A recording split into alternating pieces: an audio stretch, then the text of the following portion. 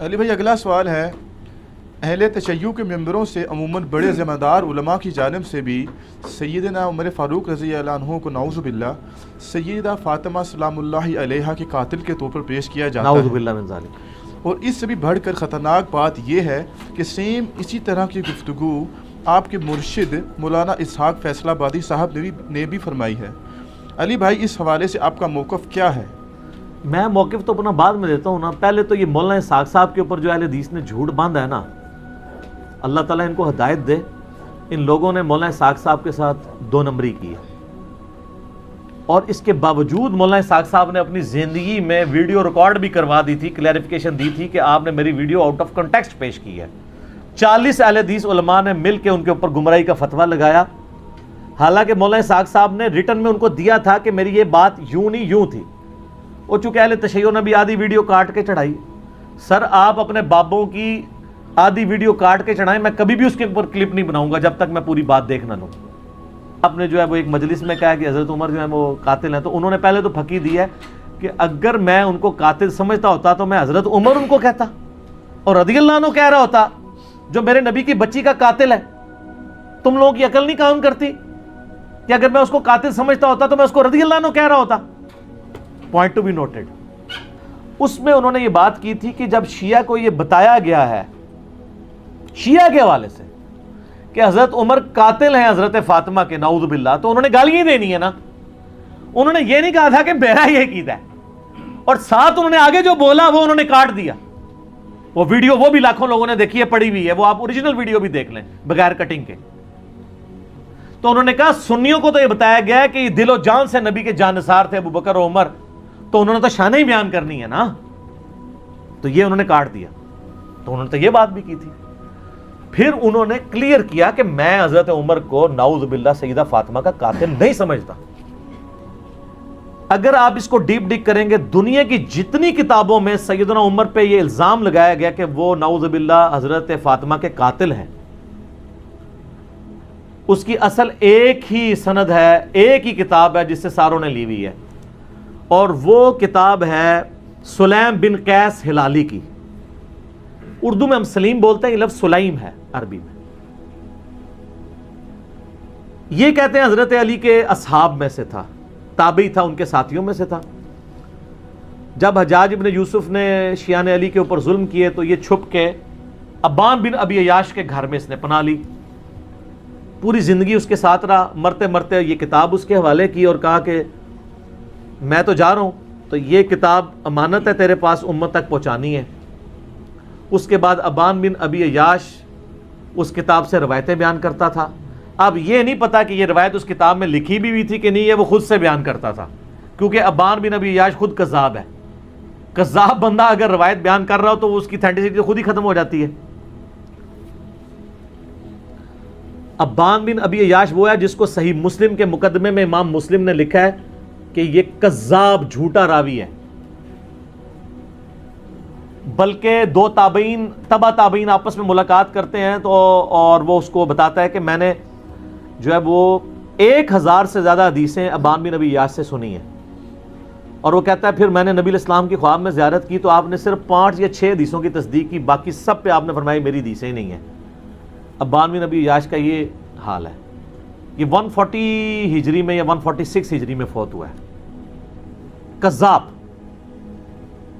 یہ اس نے واقعہ گھاڑ کے بیان کیا ہے۔ دنیا میں جہاں بھی آپ کو واقعہ ملے گا نا، ابان بن ابی عیاش کے حوالے سے ملے گا، اور وہ کہے گا جی مجھے جو کتاب ملی تھی سلیم بن قیس ہلالی کی، اس سے۔ اور یہ نہ سمجھیے گا یہ صرف سنی سے کہہ رہے ہیں کذاب ہے۔ علامہ خوئی جو ہیں اہل تشیع کے، وہ بھی کذاب سمجھتے ہیں اسے، شیعہ کے نزدیک بھی جھوٹا راوی ہے، لیکن یہ سودا چونکہ وہ ذاکرین نے بیچنا تھا، اور مجھے دکھ ہے بعض علماء بھی یہ سودا بیچ رہے ہیں شیعہ کے۔ ان کو تو کم از کم شرم و حیا کرنی چاہیے کہ اس کی سند ثابت بھی ہے کہ نہیں۔ پہلے تو سند کے ساتھ واقعہ ثابت کریں، اگلی بات تو بعد میں ہوگی۔ جب ایک چیز ثابت ہی نہیں ہے اور آپ وہ سودا بیچ رہے ہیں اور اتنی بڑی بات کر رہے ہیں، بالکل جھوٹا واقعہ ہے یہ۔ کوئی سیدنا عمر قاتل فاطمہ نہیں ہے، ورنہ مولا علی پوری زندگی کبھی بھی کمپرومائز نہ کرتے۔ مولا علی کو یہ حدیث نہیں پتا تھی، بخاری و مسلم دونوں میں حدیث ہے، فاطمہ میرے جگر کا ٹکڑا ہے، جس نے فاطمہ کو تکلیف دی اس نے مجھے تکلیف دی۔ اور جس نے فاطمہ کو قتل کیا ہو مولا علی اس کے ساتھ ہوں اور اپنی بچی کا رشتہ ام کلثوم کا اس کو دے دیں. اور یہ وہ چیز ہے جو شیعہ کی کتابوں میں موجود ہے. وہ تعویل کرتے ہیں کہ جی وہ زبردستی لیا تھا. انکاری کوئی نہیں ہے. ذاکرین انکاری ہو جائے, ذاکرین تو ہے ہی جاہل ہے نا, ان کے پاس تو علم ہے ہی نہیں ہے. حضرت عمر چاہتے تھے میری اہل بیت کے ساتھ نسبت کام آئے مجھے قیامت الدین, تو حضرت علی سے ان کی بچی کا رشتہ مانگا.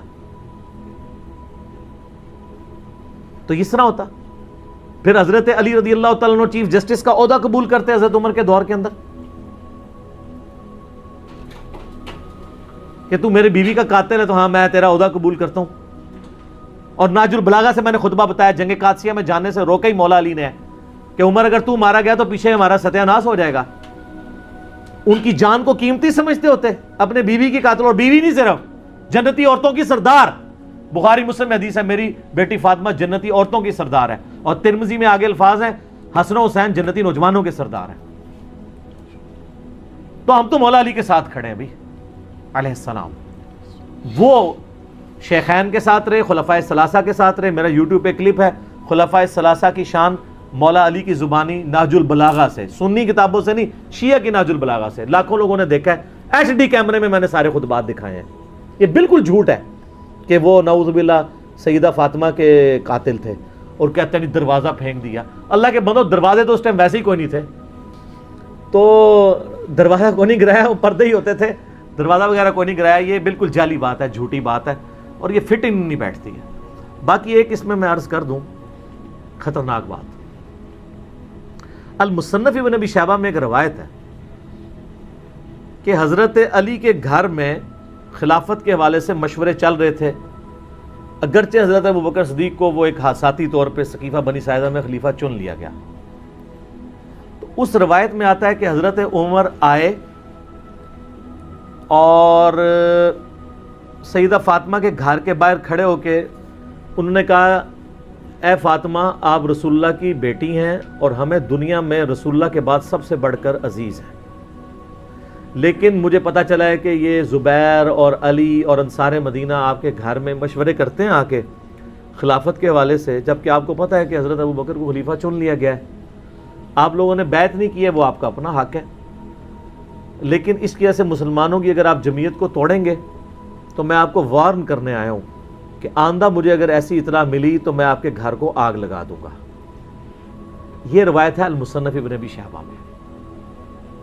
اس سے بڑی بدبختی یہ ہے کہ بعض سنی علماء اس حدیث کو صحیح بھی سمجھتے ہیں. ہمارے نزدیک یہ روایت بالکل جعلی ہے, اور یہ نعوذ باللہ من ذالک انتہائی گستاخی ہے, چاہے کسی نے بھی کیا کہ حضرت فاطمہ کو جا کے کوئی دھمکی لگائے اس طریقے سے. تو دھمکی تک تو مصنف ابن ابی شیبہ سے چلیں, وہ لولے لنگڑے محدثین کا سہارا لے کے جو آج کے دور کے جو صحیح کہتے ہیں. امام ابن ابی شیبہ نے تو تحکیم نہیں کی ہوئی ہے, وہ معاملہ چلا لیتے ہیں, لیکن اگلا جو واقعہ وہ تو کہیں بھی نہیں لکھا ہوا. وہ کہتے ہیں جی جب دھمکی دی تھی تو پھر لگا بھی دیتی ہوئے گی تو مار بھی دیتا ہوئے گا. وہ آگے پھر اس کے آگے سٹوری جوڑ لیتے ہیں. تو یہ روایت جو ہے نا جی بالکل اصول محدثین کے اوپر باطل ہے, اور ہم اس روایت کو نہیں مانتے.